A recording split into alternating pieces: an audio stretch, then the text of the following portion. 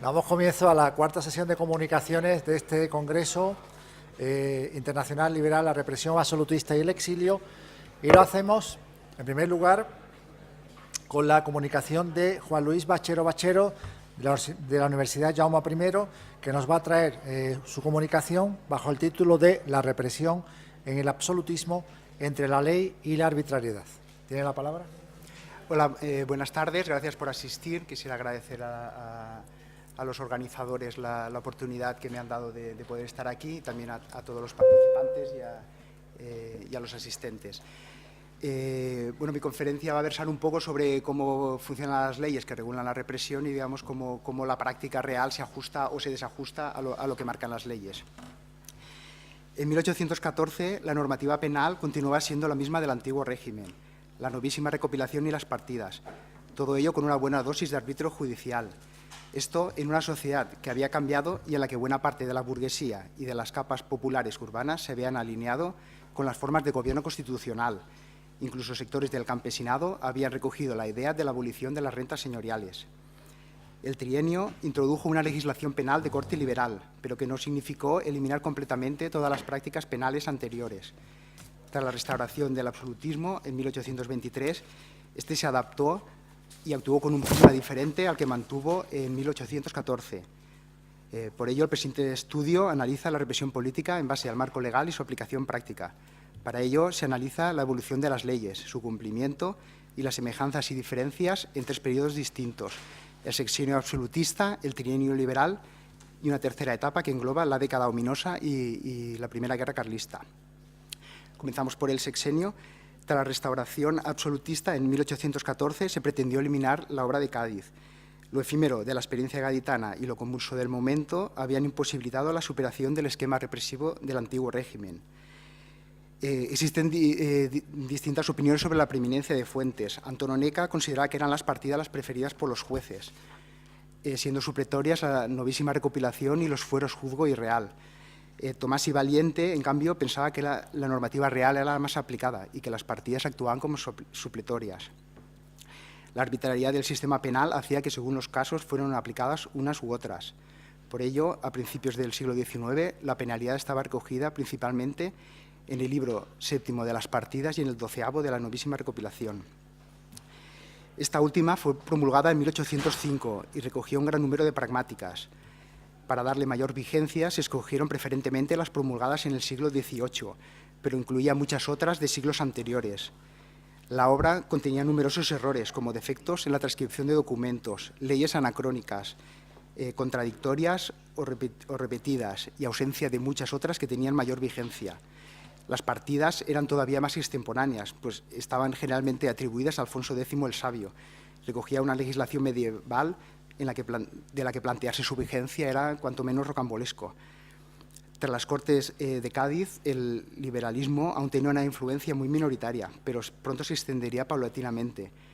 Una de sus manifestaciones más relevantes fue la expansión de la participación política, lo que hizo aparecer un nuevo tipo de delitos, los políticos, que no estaban recogidos hasta entonces por la legislación. La represión en el antiguo régimen oscilaba sobre tres ejes fundamentales: la cárcel, el destierro y la muerte. Anticipándose a ella, unas 12.000 familias de afrancesados habían huido entre 1813 y 14, estableciéndose en Francia. A ellos le seguirían muchos de los diputados de las Cortes de Cádiz, así como otros destacados liberales.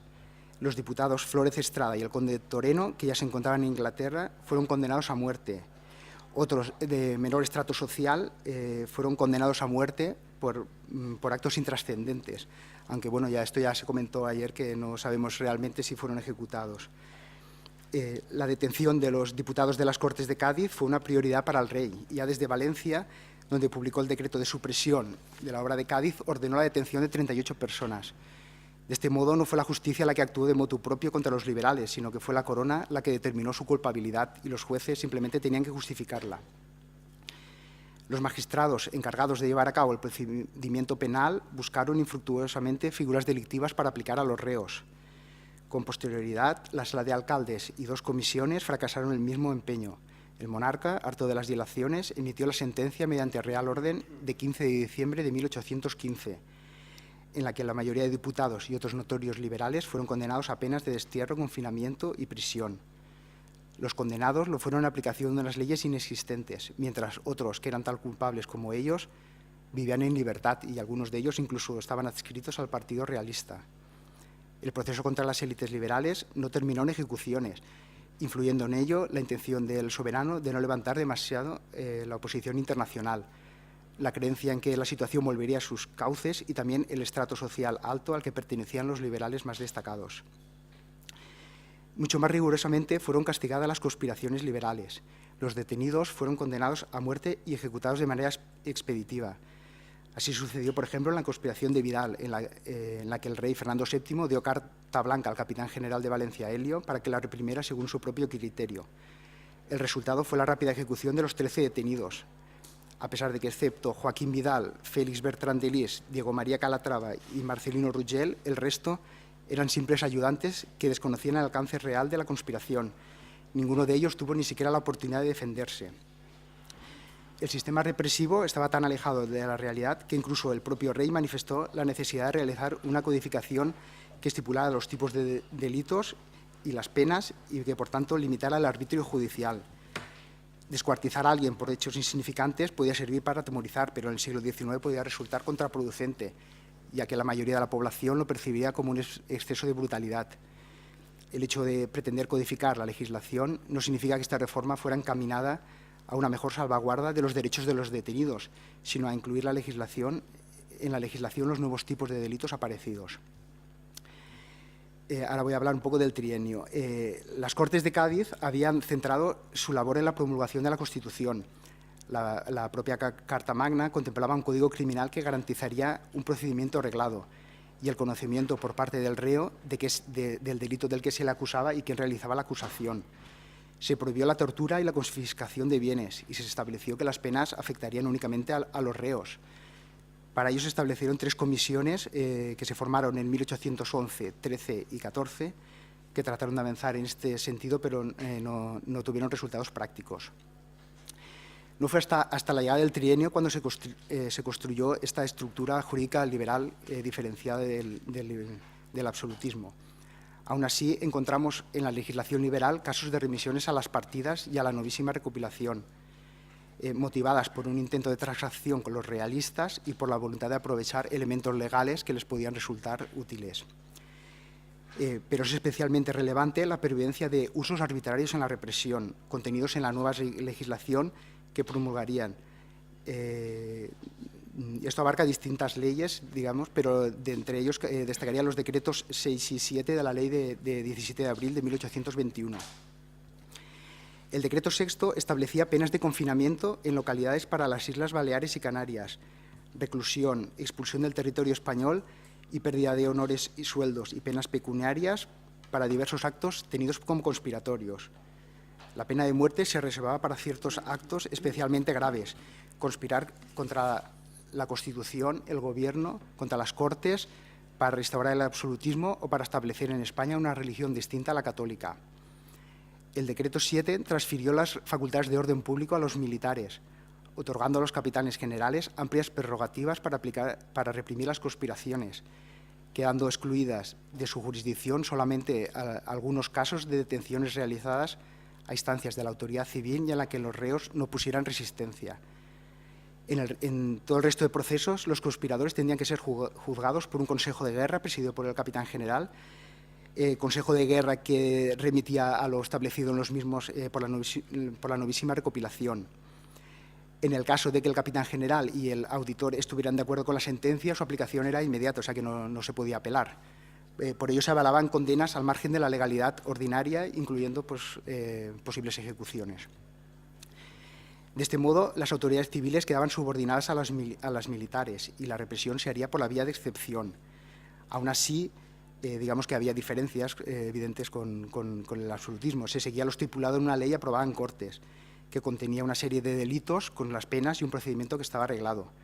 Por otro lado, las disposiciones contra las actividades conspiratorias se establecieron en una situación de virtual guerra civil, lo que condicionó, digamos, tanto la ley como la aplicación práctica de la misma.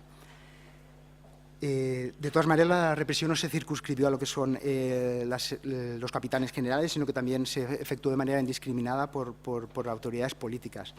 Por ejemplo, en Galicia, el jefe político Puente ordenó la detención y posterior envío a La Coruña de unas 100 personas, principalmente clérigos y absolutistas.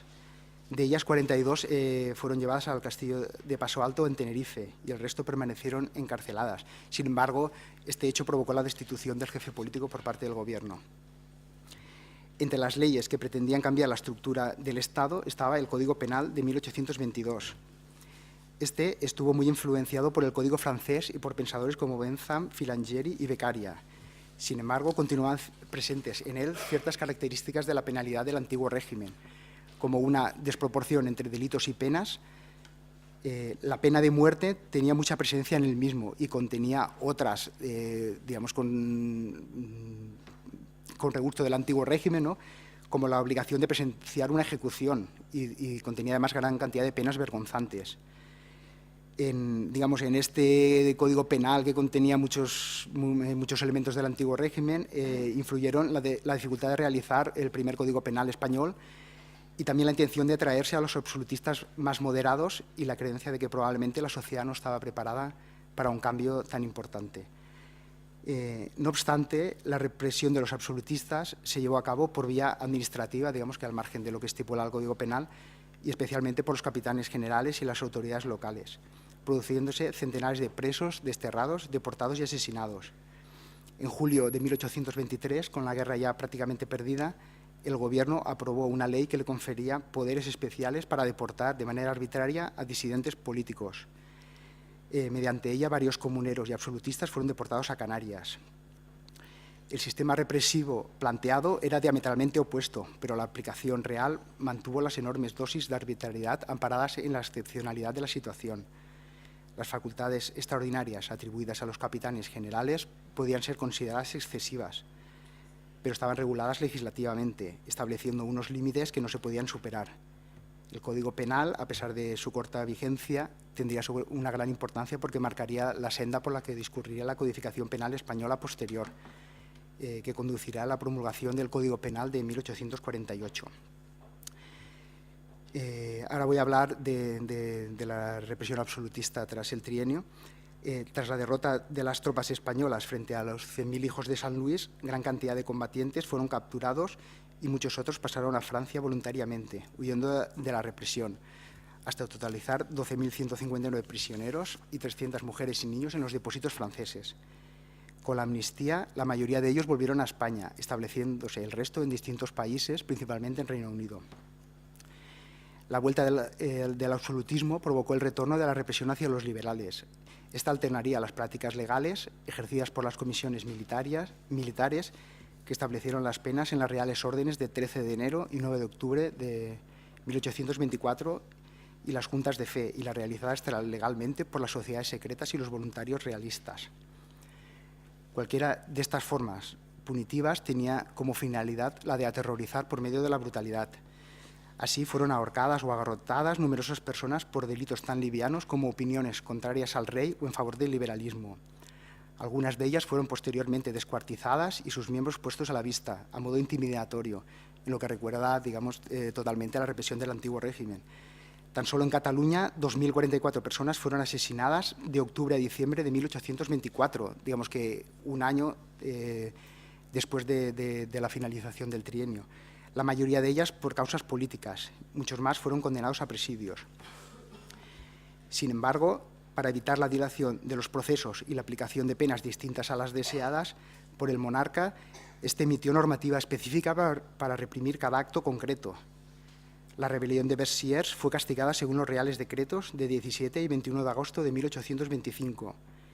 La revuelta de los agraviados, siguiendo principalmente las reales órdenes de 4 y 5 de octubre de 1827.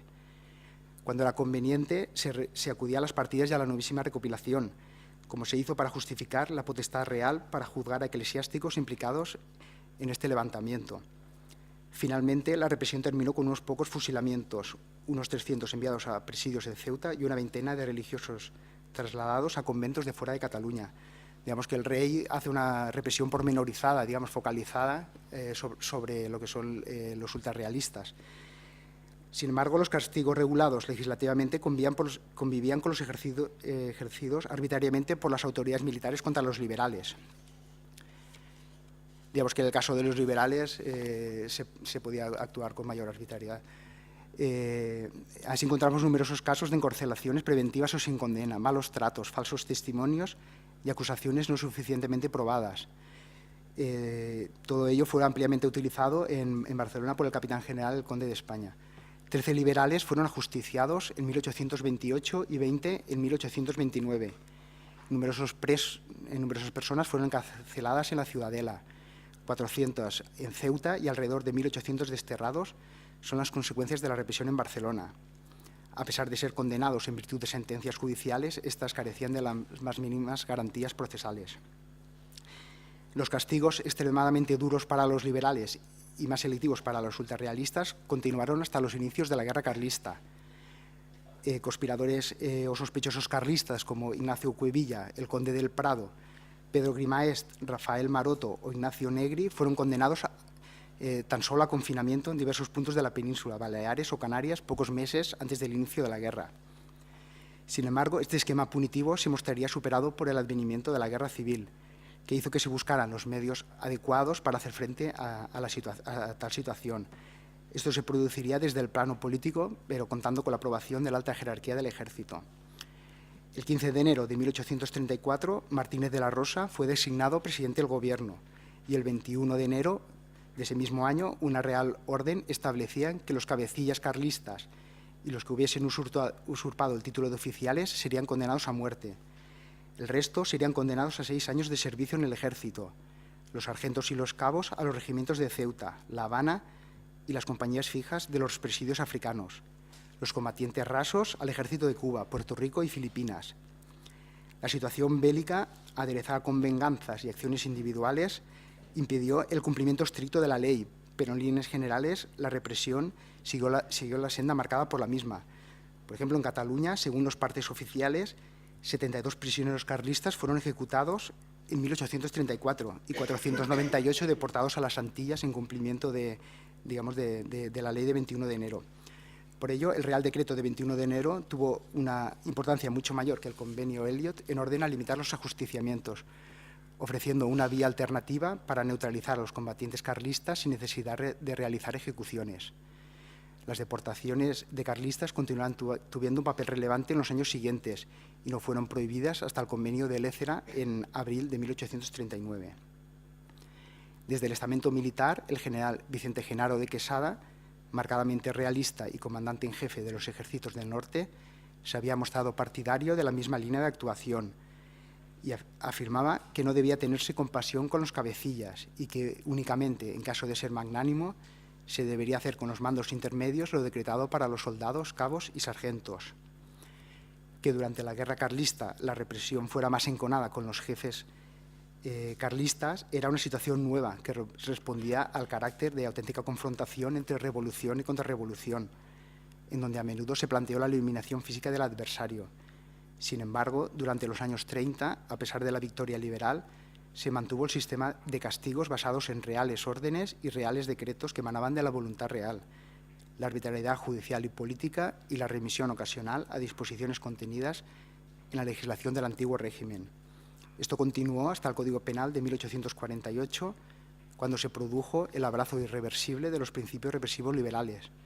A partir de este año, si bien continuaron las represalias a los opositores por vía extralegal, ya no se recurriría nunca a normativa de la etapa medieval. Bueno, con esto termino mi intervención.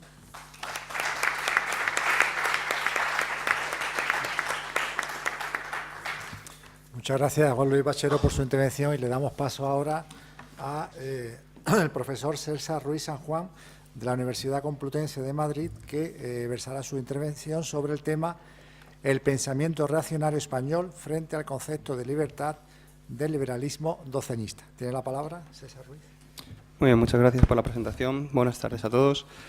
La comunicación que voy a presentar con el título de El pensamiento reaccionario español frente al concepto de libertad del liberalismo doceñista va a abordar la contraposición entre el concepto ilustrado de libertad que subyace a la Constitución de Cádiz y el concepto católico de libertad que es el que se le opone desde el pensamiento reaccionario.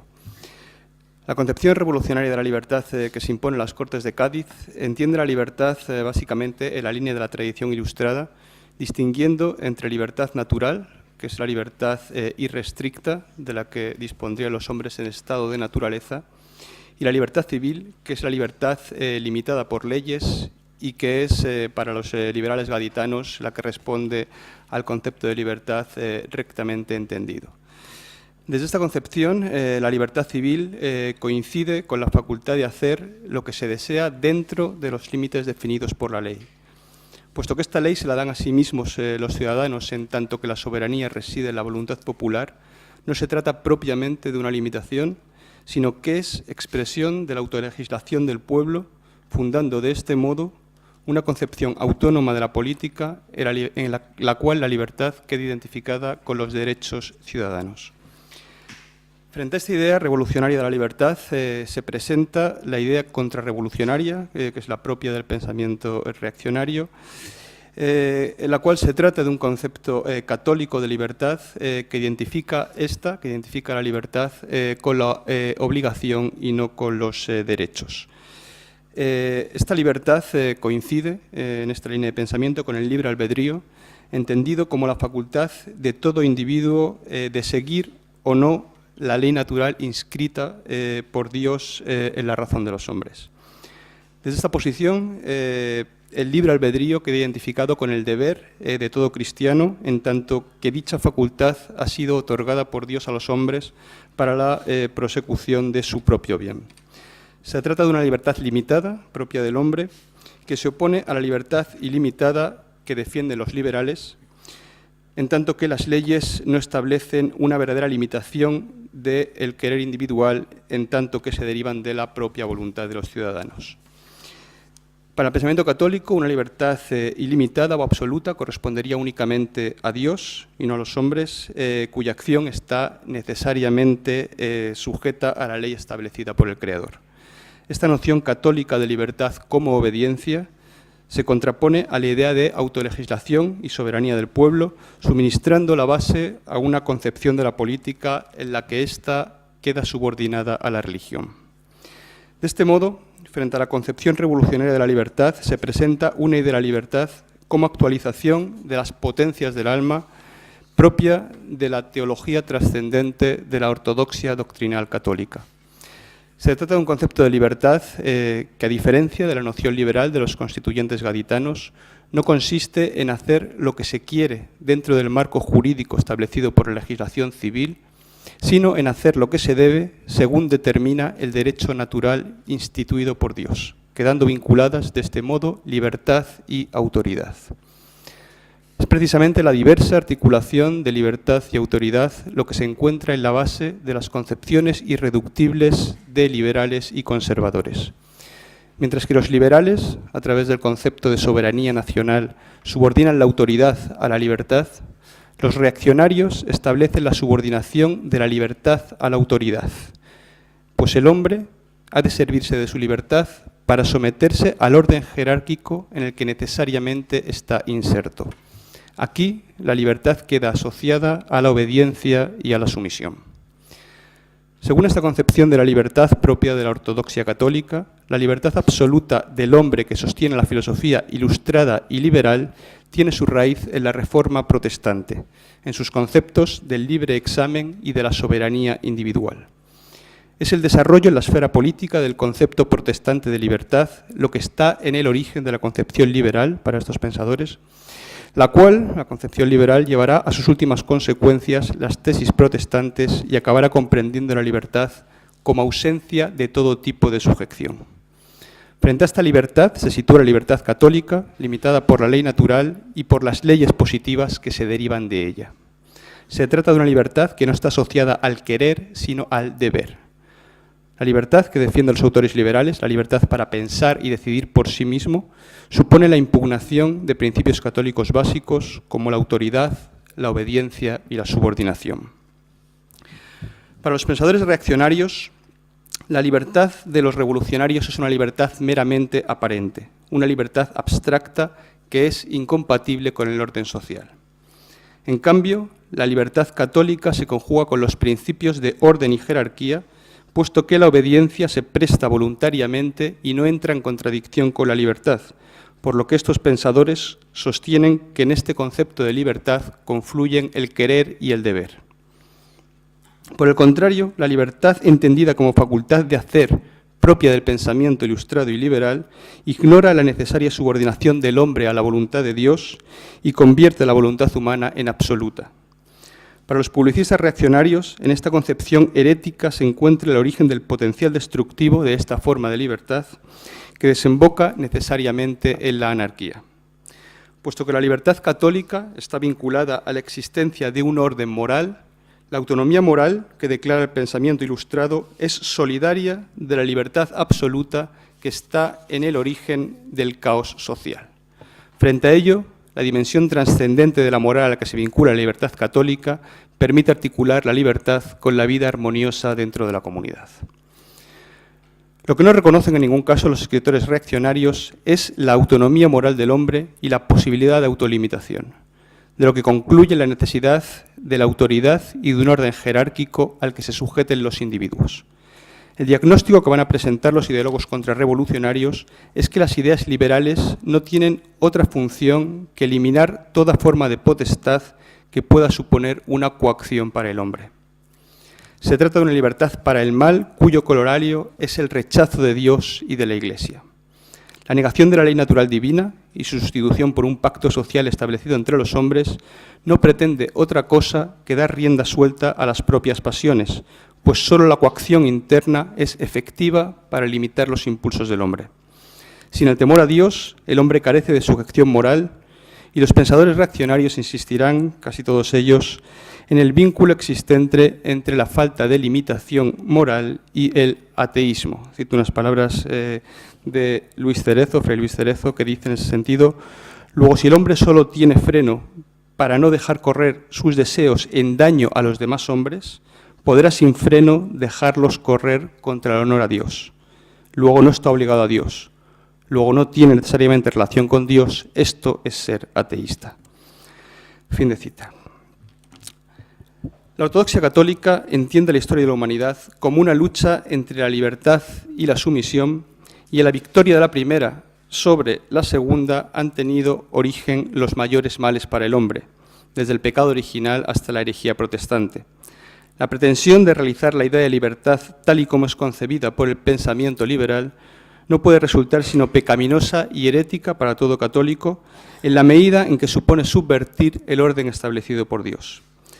Pero no se trata simplemente de los efectos deletéreos que ha tenido la libertad siempre que se ha impuesto a la obediencia, sino que desde el punto de vista católico, la libertad, tal y como es entendida por los liberales, resulta por completo indeseable, en tanto que la aspiración a liberarse de los designios divinos no puede estar nunca dirigida a la perfección, que solo puede obtenerse siguiendo dichos designios. El hombre ha de aspirar a la liberación del pecado original y ello no puede lograrlo mediante la libertad irrestricta, sino mediante la fe y el sometimiento a la voluntad de Dios. Los clérigos reaccionarios insisten en que el creyente no debe valorar las cosas de este mundo hacia las que le proyectan las ideas liberales, sino considerarlas en función de la vida eterna a la que el católico debe subordinar las cosas mundanas para alcanzar la salvación. Frente a ello, la libertad que propugnan los liberales está orientada a satisfacer los deseos sin límite alguno y por ello se encuentra en el origen de todos los pecados. Se trata de una libertad que solo pretende liberarse del deber y sustraerse a toda autoridad, para de este modo ponerse al servicio de las propias inclinaciones. Si la libertad revolucionaria es una libertad para el pecado, que solo aspira a la satisfacción de las pasiones sin ningún tipo de restricción, la libertad católica es una libertad para la virtud que aspira a liberarse de la esclavitud de las pasiones. La condición de posibilidad de la libertad católica es precisamente la negación de la libertad revolucionaria. Es preciso sustraerse para los reaccionarios a esta quimérica libertad que solo busca el desenfreno para alcanzar la libertad verdadera, que es la que se conjuga con el dominio de los propios deseos. Los que defienden esa libertad son, para los reaccionarios, pecadores que la utilizan para poder someterse a sus propias debilidades. Cito unas palabras significativas en el sentido de Francisco de Alvarado, el filósofo rancio, que dice de manera pregnante: la dignidad del hombre, según esos infames, los liberales, consiste en que su miserable razón sea el supremo tribunal de todas las cosas y no se sujete ni aun a Dios. La libertad en que piense y hable y obre según le inspirasen sus errores, pasiones e intereses. La filosofía, en fin, en justificar y promover las pasiones todas que nos son comunes con las bestias y en que frecuentemente las exceden nuestros vergonzosos abusos.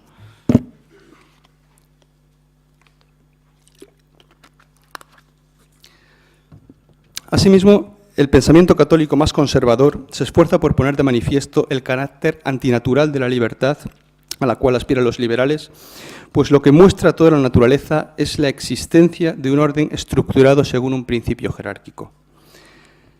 Este orden que rige la naturaleza ha de regir también en la sociedad, que debe estar organizada jerárquicamente en función de normas de subordinación a los poderes superiores, según un orden querido por Dios. Este sometimiento a la autoridad puede ser a veces muy gravoso para los hombres y por ello el correlato necesario de la sumisión es la resignación, que constituye una de las virtudes supremas para el cristiano. Frente a ello, la ilusoria idea de libertad que enarbola a los revolucionarios trata de inflamar las pasiones del pueblo, que en vez de aceptar con resignación el lugar que le ha asignado la providencia, aspira a transformar el orden social para mejorar su posición. Los reaccionarios insisten en que esas promesas de mejora y felicidad no son más que falacias y que el pueblo tiene que resignarse a la posición que le ha tocado en suerte y aceptar los poderes impuestos por el orden providencial, que es lo que permite precisamente garantizar la felicidad del cuerpo social.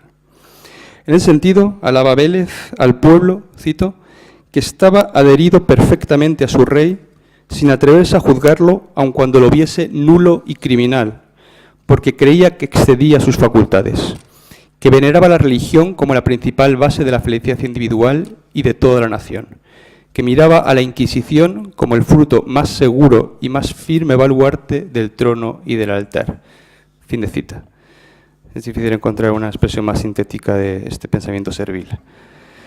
Bien, pues todo esto que he expuesto hasta aquí, lo que pone de manifiesto claramente es que las nuevas ideas políticas que trae consigo el liberalismo son combatidas de manera encarnizada por el pensamiento contrarrevolucionario, que se autocomprende, o por lo menos que se autopresenta en todo momento, como defensor de unos valores espirituales que corren el peligro de ser eliminados por las ideas políticas liberales. Estas ideas son calificadas por los publicistas reaccionarios de ateas, materialistas y racionalistas. Sostienen, estos pensadores serviles, que dichas ideas están al servicio de una clase advenediza que solo pretende usurpar el poder a sus detentadores legítimos, identificados por ellos con las clases dominantes del orden político vigente antes de la Revolución. De este modo, la defensa de los valores espirituales católicos por parte de la reacción tiende a velar la función de su crítica al nuevo orden social burgués, función que consiste en legitimar la sociedad estamental del antiguo régimen, en la cual la monarquía, la nobleza y el clero conforman los grupos privilegiados. La cuestión de fondo de todo este conflicto es la amenaza para los privilegios de las clases dominantes que supone el concepto de soberanía nacional, que se deriva de manera inmediata de la idea revolucionaria de libertad. Para neutralizar el potencial subversivo de la noción de soberanía nacional, muchos reaccionarios se remitirán al pensamiento contractualista español de la Segunda Escolástica, que sostiene que la soberanía reside originariamente en la nación y que ésta es la que la transfiere a los reyes. Pero esos autores utilizarán las tesis escolásticas de la Translatio Imperii para justificar la monarquía absoluta, estableciendo que esta cesión contractual tiene carácter irrevocable. A este respecto afirma Lardizábal en su manifiesto, cito: «Los que han tenido por mejor el gobierno monárquico han transferido todo su poder a uno, que es el rey, y los españoles, desde el siglo XI, cuando más tarde, quisieron no solo eso, sino que ese poder en el rey fuese hereditario. Y esto prueba que lo quisieron para siempre y no dejándolo amovible a voluntad de ellos». De lo cual, este autor concluye que la soberanía reside en el rey, existe en su persona con independencia de la nación de quien él o sus abuelos la recibieron. Fin de cita. Los escritores reaccionarios sostienen que este es el auténtico concepto de soberanía nacional frente al concepto espurio de soberanía popular que es utilizado por los liberales para atraerse al pueblo en la conquista del poder y después esclavizarlo. Como consecuencia de este abuso de la teoría contractualista de la soberanía para fundamentar el absolutismo, muchos liberales mirarán después esta teoría con desconfianza. Es importante observar también que en el concepto de soberanía los pensadores reaccionarios no solo incluyen a la monarquía, sino que expanden este concepto para incluir en él también a la nobleza, cuyos intereses se encontraban vinculados a los del absolutismo, del mismo modo que lo estaban los intereses de la Iglesia. La cuestión de la soberanía aparece así claramente como un conflicto de clases, mostrándose la unidad de intereses de la monarquía, la aristocracia y el clero. Desde este bloque hegemónico se critican las ideas de libertad e igualdad de los liberales como ideas quiméricas que estos utilizan para provocar la rebelión del pueblo, haciéndole concebir la ilusoria aspiración a mejorar su destino, cuando en realidad solo lo precipitan hacia su destrucción. Frente a ello, hay que retornar al antiguo régimen y mantener en el poder a la nobleza y al clero, excluyendo por completo a la burguesía naciente. Para evitar el ascenso de la burguesía, el pensamiento contrarrevolucionario considera de importancia capital suprimir la libertad de imprenta, que es lo que permite la difusión de las ideas liberales, constituyendo el mayor peligro para el mantenimiento del orden social estamental. La síntesis de todo este pensamiento de la reacción que se enfrenta al liberalismo gaditano la constituye el Manifiesto de los Persas, donde se presentan los conceptos de libertad y de soberanía que habían sido formulados por los anteriores pensadores reaccionarios. Se reclama en este texto la restauración de la monarquía absoluta, cuyo origen se atribuye al pacto originario en virtud del cual el pueblo español cedió el poder al rey en el pasado de manera irrevocable. Pero la monarquía absoluta que se defiende en este texto se separa de manera fundamental del absolutismo jovesiano, en tanto que limita el poder del monarca a la ley establecida por Dios y a las leyes del Estado que dimanan de aquella. Cito un pasaje central de este texto, en el párrafo 134, en el que expresa claramente esta idea. Dice: «La monarquía absoluta, voz que por igual causa oye el pueblo con harta equivocación, es una obra de la razón y de la inteligencia. Está subordinada a la ley divina, a la justicia y a las reglas fundamentales del Estado». Fin de cita. Con ello se pone claramente de manifiesto que el concepto católico de libertad, en tanto que articula esta con la subordinación, es distinto del concepto que la filosofía moderna deriva del protestantismo. El gobierno absoluto que defiende el Manifiesto de los Persas es un poder limitado propio de la tradición católica que se opone al decisionismo protestante. El carácter absoluto que desde esta concepción del poder se atribuye al gobierno monárquico estriba en el rechazo del concepto liberal de soberanía nacional que acaba llevando a la democracia y que solo puede desembocar en la anarquía. Frente a ello, se reclama el poder absoluto del rey, que ha de negar toda participación del pueblo en el poder y restablecer los derechos de las clases del antiguo régimen. En este sentido, es fundamental evitar la propagación de las ideas revolucionarias de libertad e igualdad que constituyen la principal fuente de engaño que utilizan los liberales para servirse del pueblo para sus propios fines. Con este fin, el Manifiesto de los Persas considera esencial, como todo el pensamiento servil, la abolición de la libertad de imprenta, pero no solo ello, sino que insiste también en el restablecimiento de la Inquisición. Esta ideología reaccionaria, en su conjunto, cumple una función precisa respecto al orden político del antiguo régimen, al que volverá a dar vigencia a partir de 1814 la restauración absolutista de Fernando VII. La crítica a la concepción revolucionaria de la libertad, que constituye la punta de lanza de la reacción contra el ideario liberal, persigue la legitimación de los intereses de las clases dominantes del sistema estamental del antiguo régimen, el clero, la aristocracia y la monarquía, que constituían una sólida unidad socioeconómica. Tanto la Iglesia como la nobleza entendían que sus intereses se encontraban íntimamente vinculados a los de la monarquía absoluta, por lo que pusieron todo su empeño en desplegar un discurso ideológico que fundamentara la vuelta al absolutismo. La eficacia de esta ideología se debe al sentimiento religioso al que apelaba y que constituía el vínculo de unión del pueblo con las clases dominantes.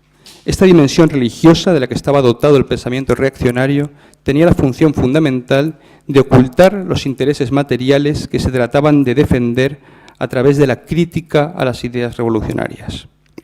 Estas ideas eran presentadas como productos del mal, como una ideología satánica que solo pretendía liberar al hombre para desplegar sus impulsos pecaminosos y a través de ello subvertir el orden social y generar caos y anarquía. Según este esquema ideológico, el liberalismo era el movimiento histórico a través del que las fuerzas del mal se enfrentaban a las fuerzas del bien y trataban de destruir la sociedad, usurpando el poder a sus legítimos detentadores.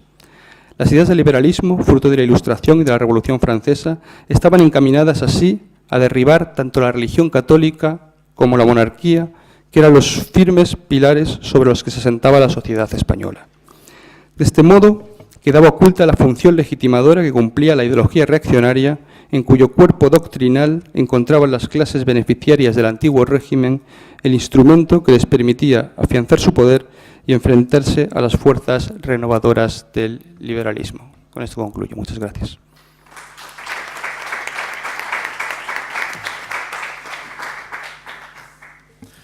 Muchas gracias, César Ruiz San Juan. Me dicen también de la organización que el tercer comunicante previsto para esta cuarta sesión, Enrique Díaz Bravo, de la Universidad de Santo Tomás de Chile, no va a poder llevar adelante su defensa de comunicación, con lo cual, antes de entrar en el siguiente, que sería la ponencia prevista para las 6, podríamos dedicar unos minutos para, si estimáis oportuno, un intercambio de preguntas o de dudas acerca de estos dos comunicantes.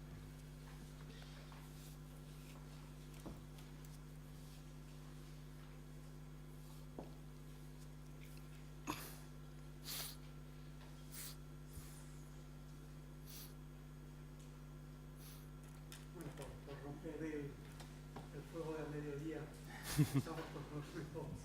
Yo quería preguntar en cuanto a la ponencia, era la represión, el absolutismo y las condenas que hay, son condenas de tipo civil. Yo decía, las que vienen de la Inquisición, es decir, las que son los relajados de la Inquisición, que pasan a la jurisdicción civil, ¿se sabe si recibieron también? ¿Qué ocurrió con ellos? ¿Pero en qué año te refieres? Bueno, me refiero a participar, sobre todo en la etapa del sexenio absolutista, desde que es refuerza la Inquisición, como el caso de Juan Van Halen, que por ejemplo, que el Tribunal de la Inquisición es el que le juicia, y después, claro, no puede pasar al Tribunal Civil porque se escapa, ¿no? Es decir, pero se conocen más casos por ejemplo, de penas de muerte impuestas de arreos que procedan de la jurisdicción de los Inquisición. A ver, yo la verdad que el tema de la Inquisición realmente lo desconozco bastante, así que no creo que pueda contestarte a la pregunta, ¿no? Digamos, yo lo que me he centrado, digamos, en lo que es la represión, digamos, política, ¿no? Bueno, que la Inquisición podría en parte considerarse así, ¿no? Político-religiosa, pero bueno, ya está más referida, digamos, a conductas, ¿no? Ayer creo que hubo una ponencia sobre la Inquisición, un par de ponencias, supongo que... ¿Cómo esa conexión que hay entre la Inquisición y los jueces? Ya que la Inquisición simplemente cuando ya condena a alguien lo pasa a la jurisdicción civil. Entonces la jurisdicción civil, que si se sabía que se había condenado a alguien procedente precisamente de los tribunales de la Inquisición. Bueno, realmente, que bueno, ya te he contestado que más o menos, digamos, esto realmente lo desconozco. Digamos, ya estuvimos hablando ahí también un poco ayer de las condenas a muerte y, digamos, tampoco hay unanimidad. O sea, realmente no se sabe que hubo gente que fue condenada a muerte, digamos, no a las personalidades más destacadas, pero tampoco se conoce con certeza si fueron ejecutados o no, ¿no? Esto... no, perdona que no me recuerdo tu nombre, que estuvimos hablando ayer, ¿no?, sobre Alejandro, perdón, sino que estuvimos hablando sobre la represión y digamos que, por ejemplo, de Coscaballo sí que cita que hubo algunos ejecutados, pero luego él ha encontrado en el archivo histórico que por ejemplo, el Cojo de Málaga realmente no fue ejecutado, sino que a última hora fue indultado. Entonces, realmente sobre lo que son las ejecuciones realizadas en el sexenio, digamos que se desconoce a ciencia cierta las que hubo. No sé si contesto a la... Sobre procesos de la Inquisición yo tampoco sé si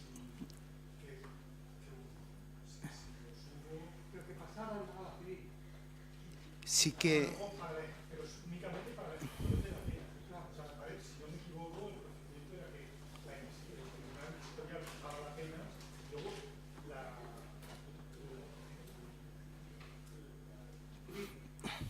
civil penal, digamos, la jurisdicción penal de la monarquía la ejecutaba. Pero en estos años yo no, pero es por limitación, no he trabajado sobre eso. De todas maneras... Y sobre las penas de muerte, no es que a los más destacados no se las impusieran, sino que se habían escapado. Es decir, que bueno, donde de Toledo sí que era una personalidad destacada, simplemente que se fue, por eso no la ejecutaron, pero se la impusieron.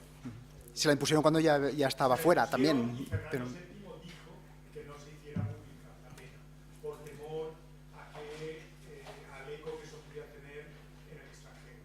Y eso es el aspecto interesante de ese proceso. Yo no lo he visto, solo menciona Fernández Martín en Derecho Parlamentario Español. No sé dónde está el proceso de la ley, los autos del proceso. De todas maneras, en esta época ya las ejecuciones de la Inquisición ya eran... Creo que la última la menciona Gil Novales, creo que es en Valencia, pero ya es una persona, creo que es en el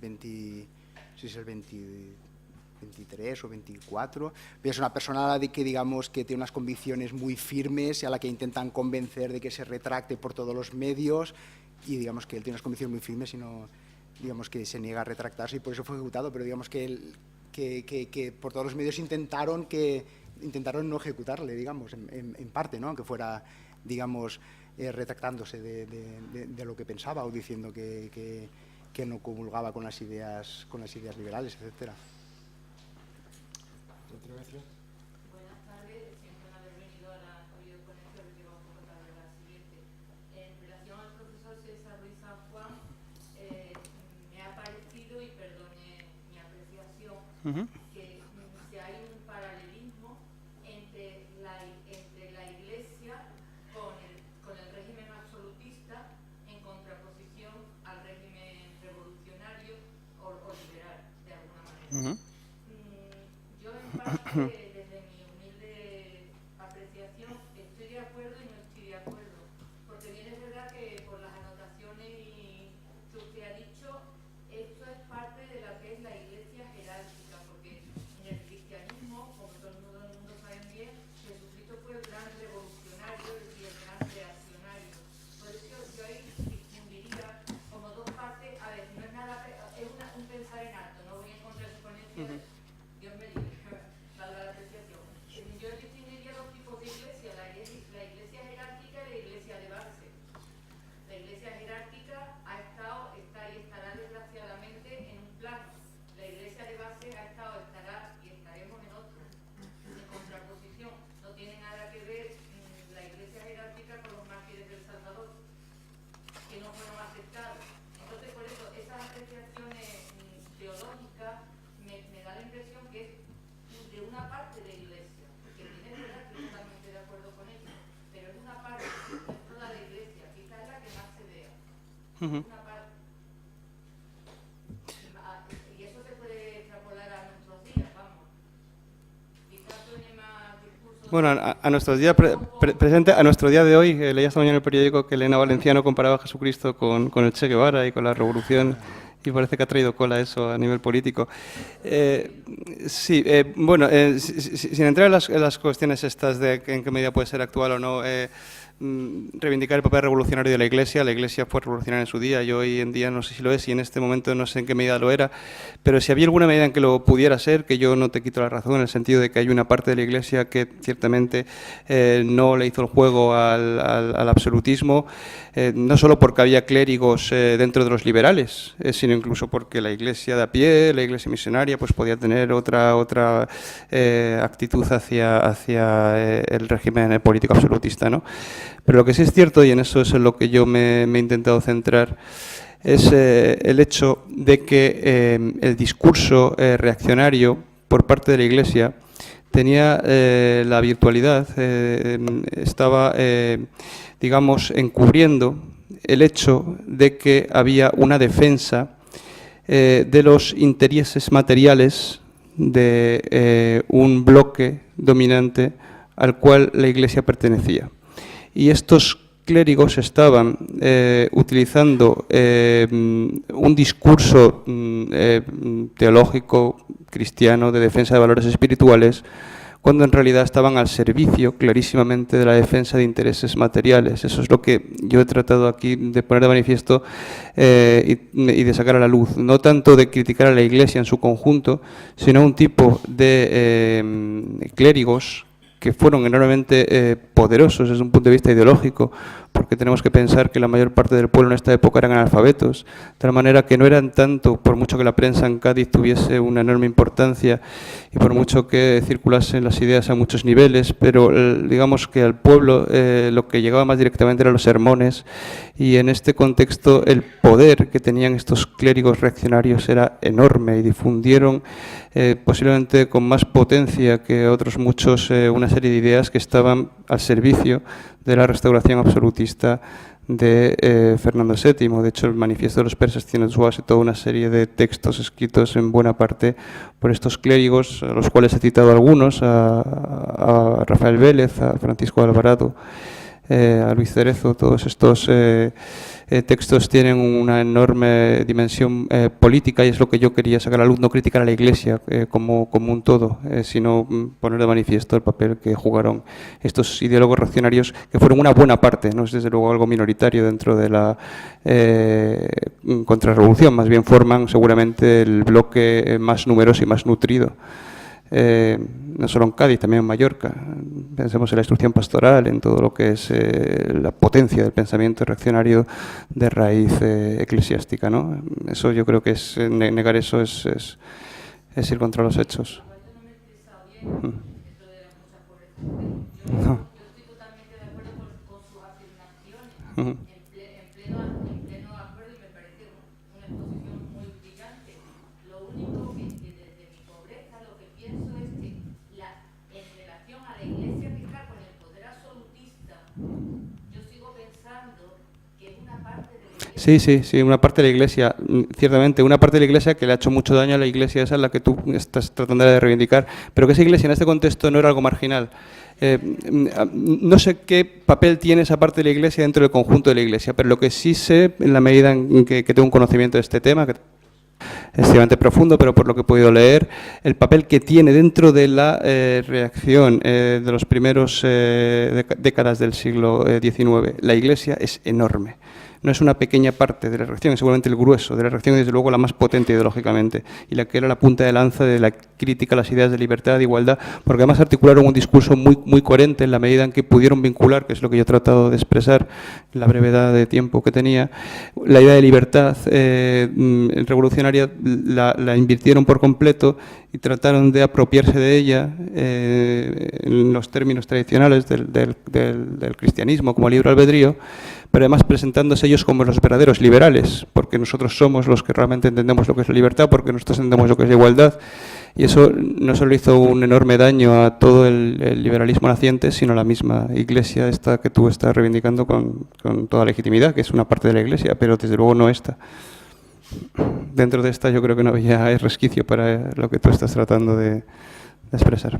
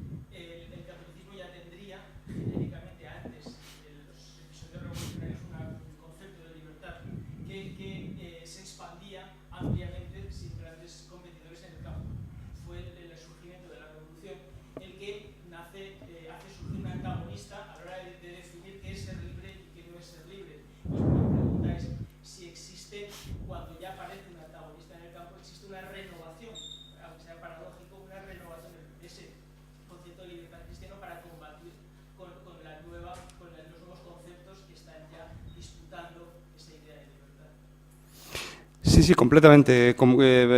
Sí, es una reedición ciertamente de conceptos que ya estaban presentes. De hecho, algunos autores que he citado pues están escribiendo ya a finales del siglo XVIII, Alvarado, y de hecho muchos de ellos se nutren también de escritos de juristas católicos de finales del XVIII o de frailes también, como el padre Cádiz.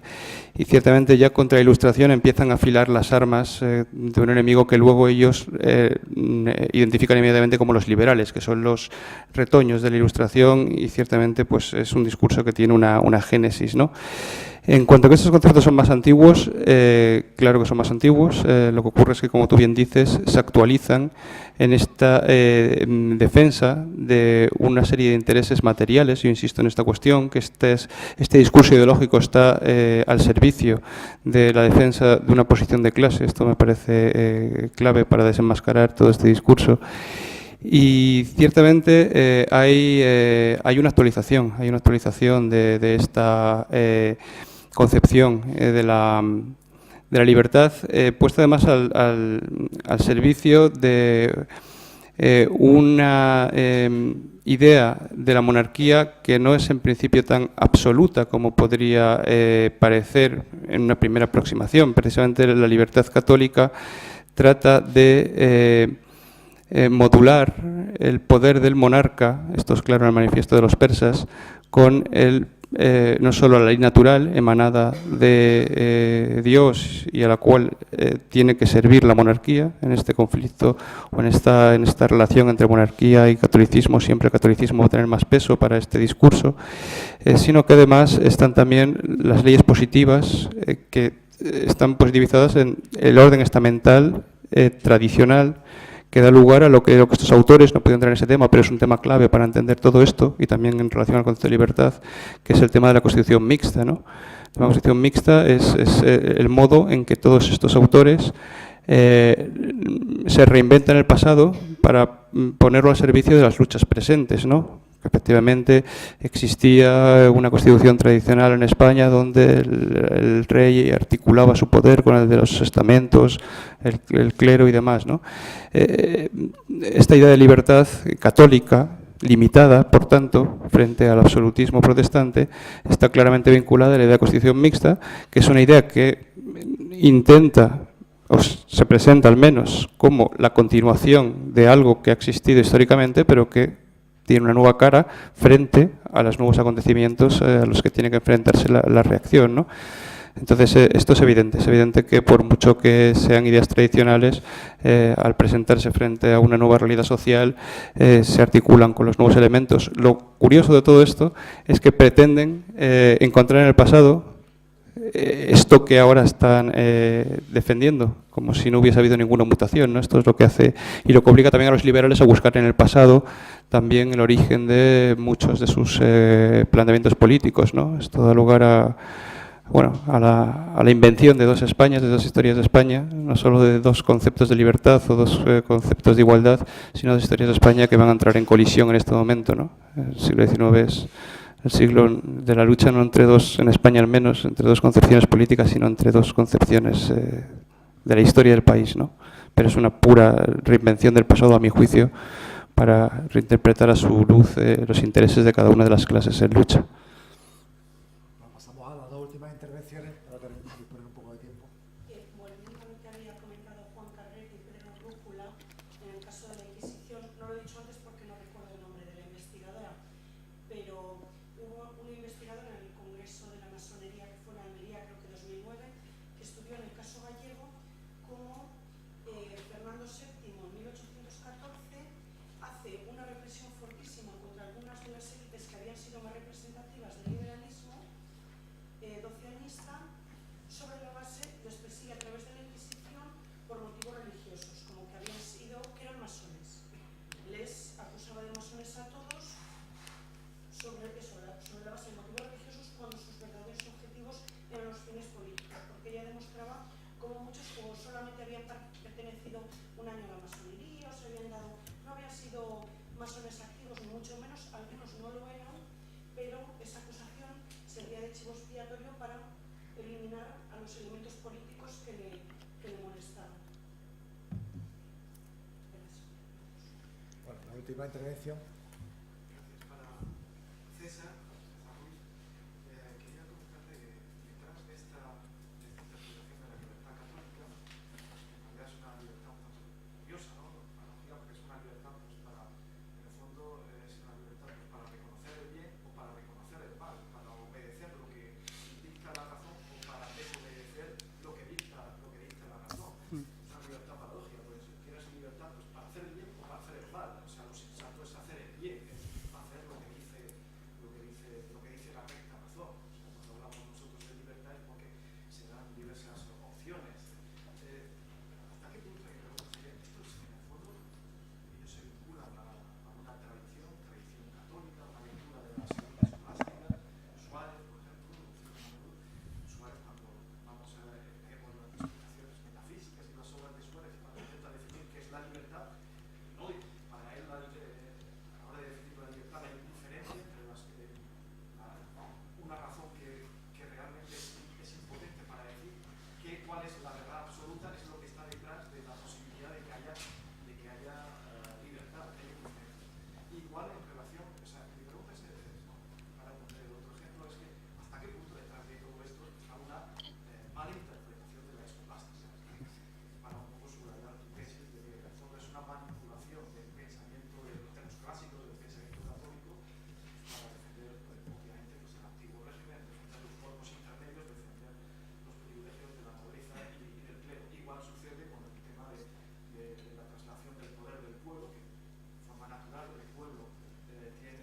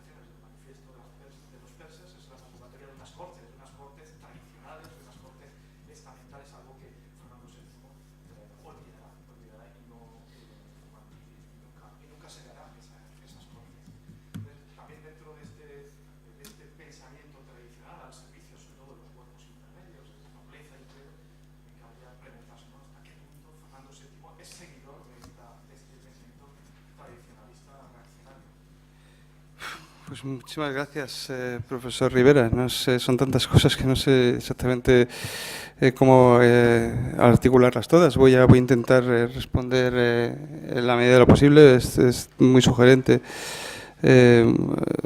muchas de las cosas que has comentado y vamos a ver. Voy a intentar ir por partes. Respecto a esta cuestión de lo paradójico del concepto de libertad católico, que es una libertad para el bien y además es una libertad donde se conjuga la libertad con la obligación, la libertad con la sumisión. Parece casi un oxímoron, ¿no?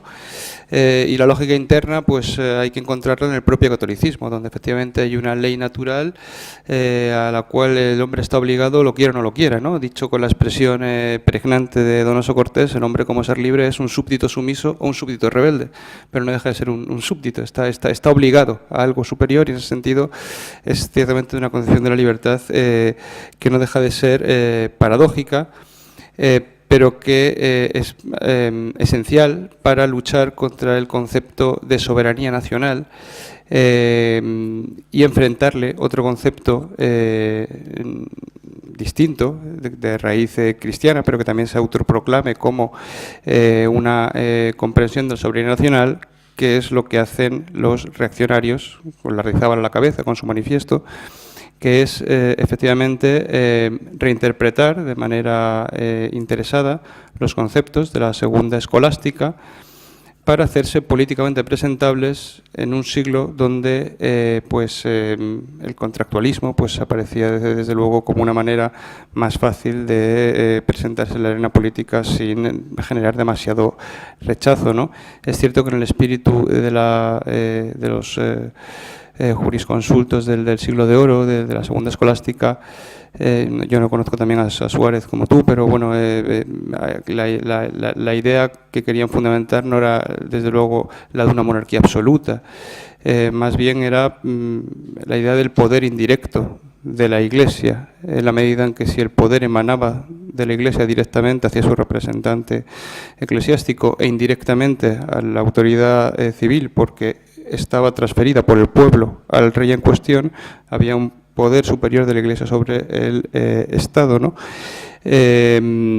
Aquí la clave es, como tú señalas, el hecho de que esta transferencia por parte del pueblo sea irrevocable. En el momento que esta transferencia se presente como algo irrevocable, tenemos la conclusión a la que llega de manera natural Lardizábal, que es que da igual ya cuál fuese el origen de este poder, porque ya está transferido al rey y reside naturalmente en el rey y en sus descendientes, ¿no?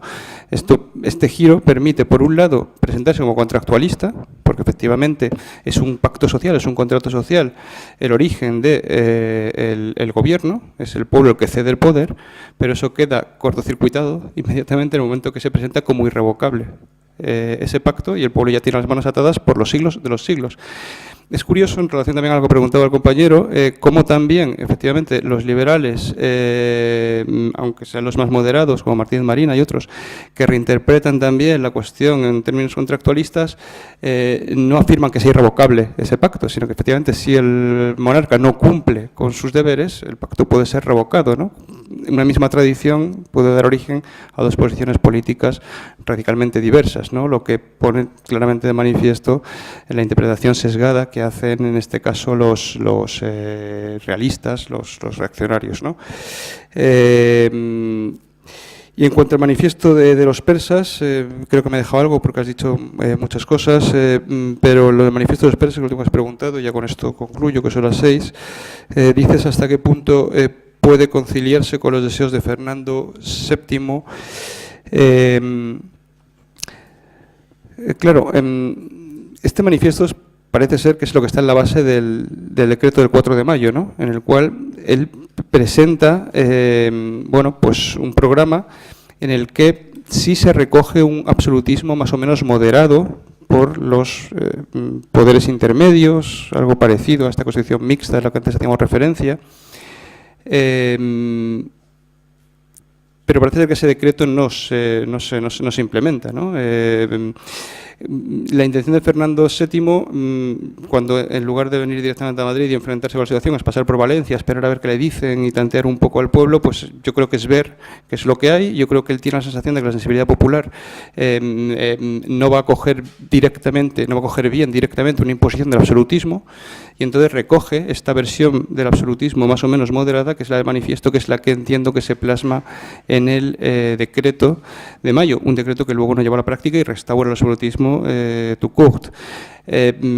Claro, pero como dice, creo que recordar Sánchez Gesta, que conoce bien el decreto este, Sartlas a la torera, un compromiso no es un invento de Fernando VII, es algo que es anterior a él y que seguirá siendo moneda común en cualquier régimen político. Pero si el decreto refleja, suponemos, la intención, aunque fuese una intención condicionada por su percepción de las fuerzas sociales en juego, si el decreto refleja lo que era el manifiesto de los persas, parece ser que él sí hubiese en un primer momento intentado una restauración menos radical del absolutismo. Luego se vio con cancha suficiente como para que el decreto no tuviese verdadera vigencia y restó un absolutismo en un sentido mucho más fuerte de lo que en principio pedía el manifiesto, ¿no? Pero bueno, tampoco puedo decir mucho más sobre este tema. Muchas gracias. Estamos ya fuera de tiempo. Si es muy breve la intervención.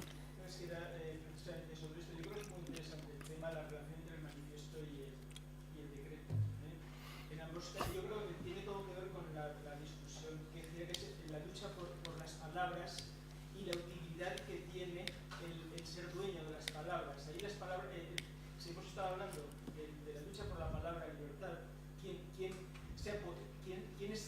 fuerza suficiente como para dotarla de un determinado significado que sea hegemónico? Aquí hay otra lucha que es la palabra cortes. En ambos casos se está diciendo las cortes auténticas, también los dos son las representativas. Los dos dicen, nadie niega que existe constitución. Lo que pasa es que para unos constitución es una cosa y para otros es otra. Nadie niega que una forma legítima de organizar la soberanía es son las cortes, pero cortes para unos y para otros.